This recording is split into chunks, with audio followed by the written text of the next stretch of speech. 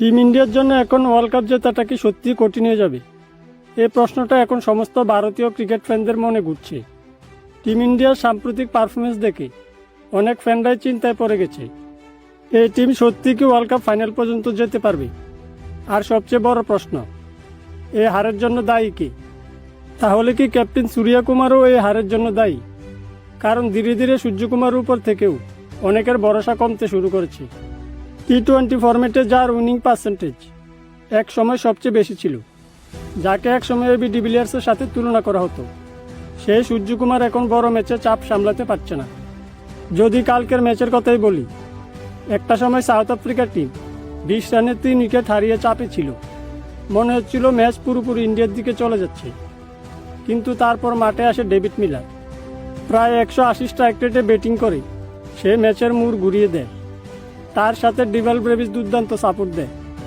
এরপর স্টাব এসে শেষের দিকে আক্রমণাত্মক ব্যাটিং করে যায়। ফলাফল 20 রানে 3 উইকেট পড়ে যাওয়া দল শেষ পর্যন্ত 186 রানের বিশাল স্কোর দাঁড় করিয়ে দেয়। এখন প্রশ্ন, এই ম্যাচটাকে জিতা খুব কঠিন ছিল। জবাবে টিম ইন্ডিয়া যখন ব্যাটিং করতে নামে 26 রানে 3 উইকেট পড়ে যায়। এই অবস্থায় সবাই আশা করছিল সূর্যকুমারের কাছ থেকে একটা ম্যাচ জেতানো ইনিংস। কিন্তু ব্যাটিংয়ে এসে সূর্যকুমার যেন সেই আগ্রাসনটাই দেখাতে পারলেন না। টুকটুক করে ব্যাটিং করছিলেন, স্ট্রাইক রোটেশন ছিল, কিন্তু প্রেসার কম ছিল না।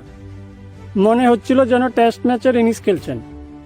আমরা বরাবরই দেখেছি, যখন বড় টিমের বিরুদ্ধে ম্যাচ হয়, যেমন সাউথ আফ্রিকা, পাকিস্তান, নিউজিল্যান্ড, ঠিক তখনই সূর্যকুমারের ব্যাট যেন থেমে যায়। ইউএসের বিরুদ্ধে ম্যাচেও তিনি একইভাবে ব্যাটিং করছিলেন। যদিও এই ম্যাচটা ইন্ডিয়া জিতেছিল, কিন্তু শক্তিশালী দলের বিরুদ্ধে স্টাইল কাজ করে না। এখন সবার মনে একটা প্রশ্ন, এমন কোনো বড় ম্যাচ মনে পড়ে কি, যেখানে সূর্যকুমার হেরে যাওয়া ম্যাচ একা হাতে জিতিয়ে দিয়েছেন?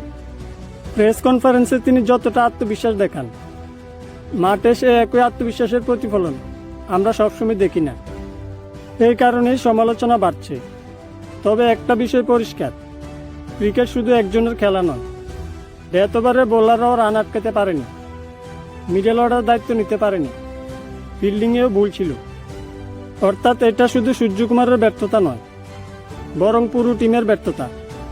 কিন্তু ক্যাপ্টেন হিসেবে তার দায়িত্ব সবচেয়ে বেশি, কারণ বড় ম্যাচে ক্যাপ্টেন্সি হার জিতের মধ্যে তফাৎ গড়ে তোলে। ওয়ার্ল্ড কাপ জেতা কঠিন হয়ে গেছে, কিন্তু অসম্ভব নয়। শুধু দরকার বড় ম্যাচের বড় মানসিকতা। সূর্যকুমারকে সামনে থেকে নেতৃত্ব দিতে হবে। শুধু 360 ডিগ্রি শট খেললেই হবে না, ম্যাচ জেতানো ইনিংস খেলতে হবে। তো তোমাদের কি মনে হয়, টিম ইন্ডিয়ার এই অবস্থার জন্য কি শুধু সূর্যকুমার দায়ী, নাকি পুরো টিমের পারফরমেন্সেই সমস্যা ছিল? এই বিষয়ে তোমাদের মতামত কমেন্টে জানাও। আর ভিডিওটি ভালো লেগে থাকলে লাইক, শেয়ার আর ফেসবুক পেজটিকে ফলো করে দিও। ভিডিওটি ইউটিউব থেকে দেখলে ইউটিউব চ্যানেলটিকে সাবস্ক্রাইব করতে ভুলবে না। ধন্যবাদ।